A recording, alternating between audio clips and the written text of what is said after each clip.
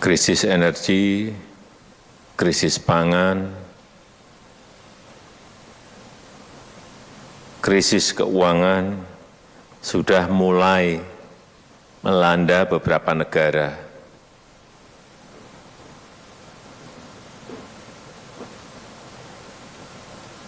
Ada kurang lebih 60 negara yang dalam proses menghadapi tekanan karena utang, sehingga menekan ekonominya,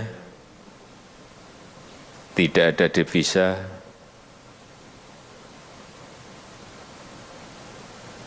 dan masuk pada yang namanya krisis ekonomi, krisis keuangan negara itu. Contohnya 1, 2, 3 sudah mulai kelihatan dan diperkirakan nanti akan sampai ke angka tadi.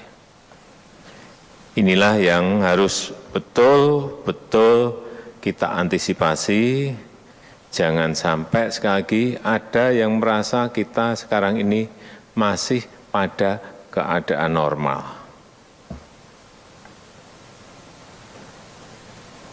Oleh sebab itu, apa yang kita miliki,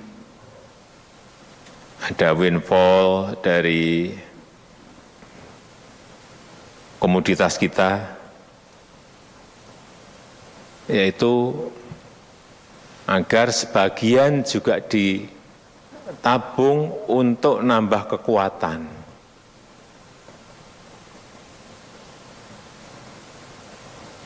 Semuanya harus berjaga-jaga seperti itu. Tidak semuanya dihabiskan untuk subsidi energi. Kita tahu karena krisis pangan melanda dunia, harga-harga pangan semuanya naik. Ini rakyat juga harus diberitahu. Harga beras naik. Coba tolong sering dibandingkan dengan negara-negara lain. Harga gandum naik, naiknya berapa? Sampaikan pada masyarakat. Dan yang paling mengerikan adalah ancaman kelaparan dan ancaman kemiskinan ekstrim yang mulai kelihatan di negara-negara lain. Diperkirakan saat ini sudah pada angka 13 juta orang mulai kelaparan di beberapa negara. Krisis energi juga melanda dunia dan kita melihat harga BBM di semua negara naik tajam. Ini juga tolong sekali-kali Bu Menteri Luar Negeri menyampaikan, membandingkan juga harga beras di sini berapa, di sana berapa, harga gandum di sini berapa, sana berapa, harga BBM di sini berapa, di sana berapa. Pak Menteri SDM juga disampaikan seperti itu. Sehingga rakyat tahu bahwa posisi kita ini kalau dibandingkan negara lain, ini masih pada kondisi yang sangat baik, tapi tetap harus waspada dan hati-hati. Jadi terkait dengan krisis energi, baik itu yang namanya BBM, gas, solar, Pertalite, Pertamax, gitu, listrik. Jadi jangan sampai terlalu mengharapkan, utamanya Pertamina, terutama juga PLN, terlalu mengharapkan dan kelihatan sekali hanya mengharapkan dari subsidinya di Kementerian Keuangan. Mestinya di sana juga ada upaya-upaya efisiensi. Jadi dua-duanya berjalan.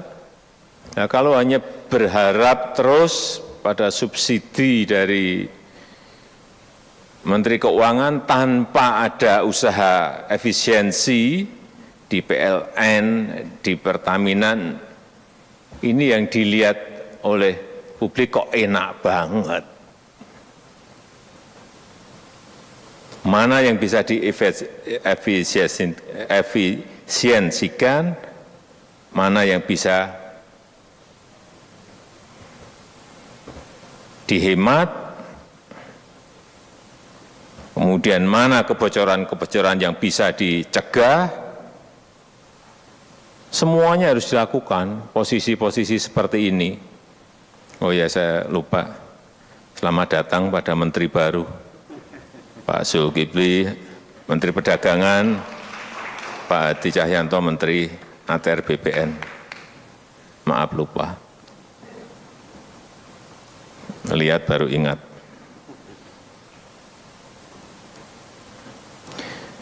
Kemudian dalam jangka waktu yang pendek, bagaimana bisa meningkatkan produksi. Jadi tidak tergantung sekali pada yang namanya impor. Saya kira sumur-sumur minyak yang ada sekecil apapun agar didorong produksinya agar meningkat. Tapi yang jelas, yang paling penting solusi pendeknya adalah menjaga harga di masyarakat bawah agar tetap stabil dan terjangkau. Saya senang kemarin datang di beberapa pasar di Jawa Barat, dan kemarin saya cek lagi di Provinsi Banten, harga minyak goreng untuk yang curah sudah di 14.000.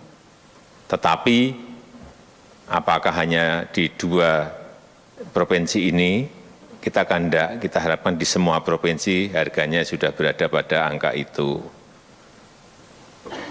Saya tadi menanyakan kepada Pak Menko Marinvest, tanya juga pagi tadi kepada Pak Mendak yang baru, masih minta waktu 2 minggu sampai 1 bulan agar merata. Saya kira secepatnya memang harus kita usahakan harga itu bisa tercapai agar terjangkau oleh masyarakat bawah. Oleh sebab itu, walaupun beban fiskal kita berat, pemerintah sudah berkomitmen untuk terus memberikan subsidi kepada masyarakat bawah. Baik yang berkaitan dengan BBM, Pertalite dan solar, yang berkaitan dengan gas dan listrik. Ini yang terus harus kita jaga. Dan kembali lagi, saya minta kepada kementerian, lembaga, dan BUMN ini melakukan efisiensi belanja yang sebanyak-banyaknya agar pemerintah memiliki kelonggaran fiskal. Tetapi di sisi krisis pangan tadi yang saya sampaikan, sebetulnya ada sisi peluangnya untuk urusan pangan.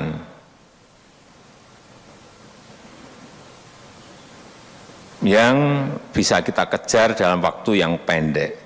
Karena kita tahu bahwa untuk produksi pangan yang di darat ini kan, misalnya nanam jagung kan hanya 3 bulan sampai 100 hari. Nanam padi juga hanya butuh waktu 4 bulan. Nanam kedelai untuk mengurangi impor kita juga butuh waktu 3 bulan sampai 100 hari. Dan lahan kita ini sangat luas, yang terlantar masih sangat banyak. HGU yang terlantar juga masih sangat banyak. Saya sampaikan juga, saya kira berkali-kali, misalnya sawit. Di antara sawit itu sebetulnya kan bisa ditanami,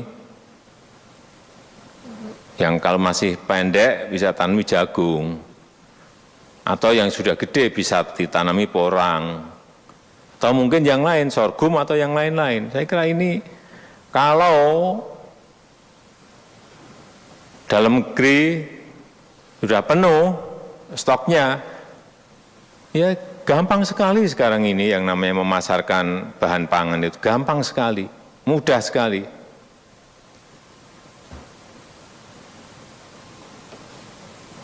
Dan kita memiliki Selain lahan yang luas, tenaga kerja kita, petani juga banyak sekali.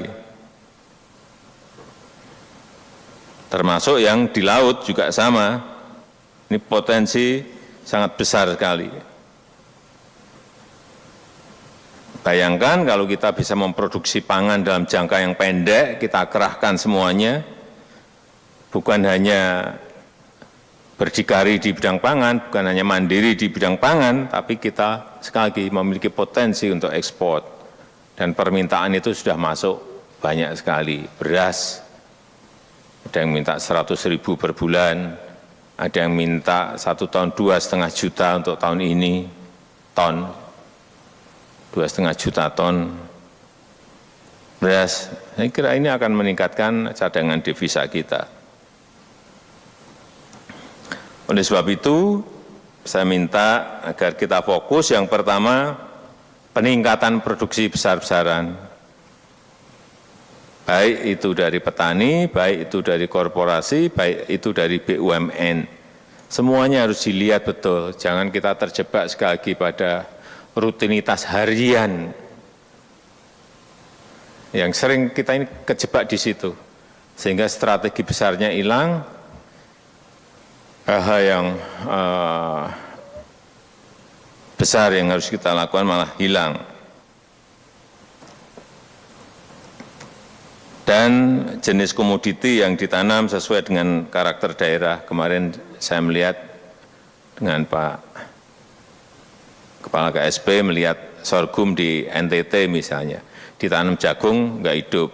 Begitu ditanam sorghum, hijau, sangat hijau dan sangat kelihatan subur sekali tanamannya. Nah ini kan setelah dicek ternyata memang di NTT dulu yang banyak adalah tanaman sorghum atau cantel. Kemudian yang kedua, kalau produksi besar-besarannya bisa, yang kedua segera dipastikan siapa off-takernya, yang beli siapa, yang ambil siapa, sehingga petaninya berproduksi terus, tapi yang membeli itu harus ada. Jangan sampai ini petani sudah berproduksi banyak, bulognya nggak ngambil, RNI-nya nggak ambil, misalnya kalau sudah ditentukan. Nah ini mekanisme itu harus segera diputuskan. Dan kemarin saya kira sudah kita sampaikan ke Menteri BUMN untuk segera siapa, untuk produknya apa, terus pembiayaannya seperti apa. Yang ketiga juga kalau sudah ngambil, jangan sampai kayak Bulog. Sudah ngambil dari petani banyak, stok, nggak bisa jual. Nah, sehingga kualitasnya menjadi turun dan ada yang busuk yang dulu rusak.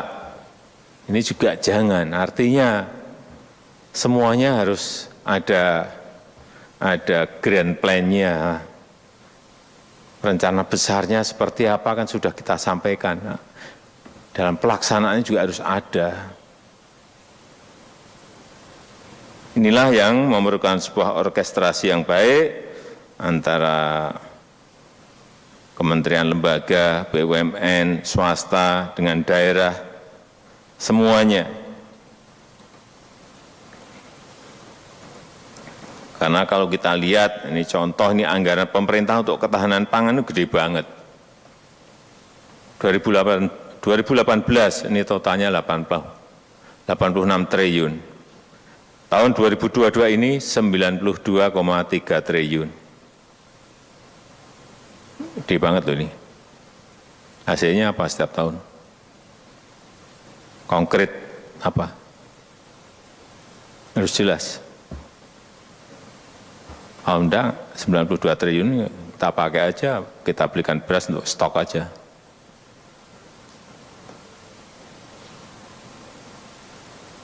Ya kan?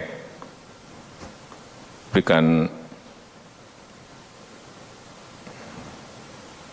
bahan pangan yang jelas untuk stok rakyat. Ini anggaran tahun 2022 tadi. 36,6 triliun untuk kementerian lembaga. Rinciannya yang tadi 92,3 tadi. 36,6 tadi Kementerian Pertanian 14,5 T. Kementerian KKP 6,1 T. Kementerian PUPR 15,5 T.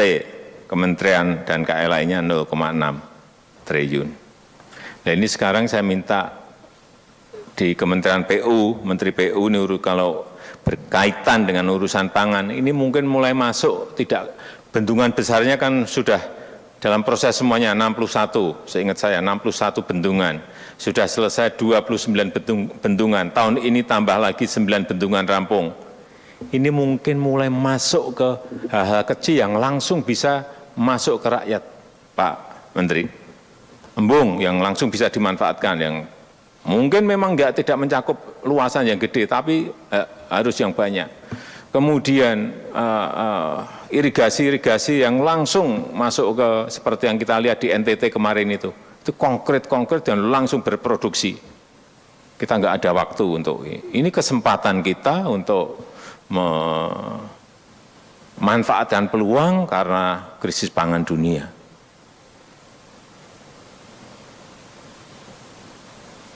Ingat ya, kita ini menjadi salah satu dari 5 champion untuk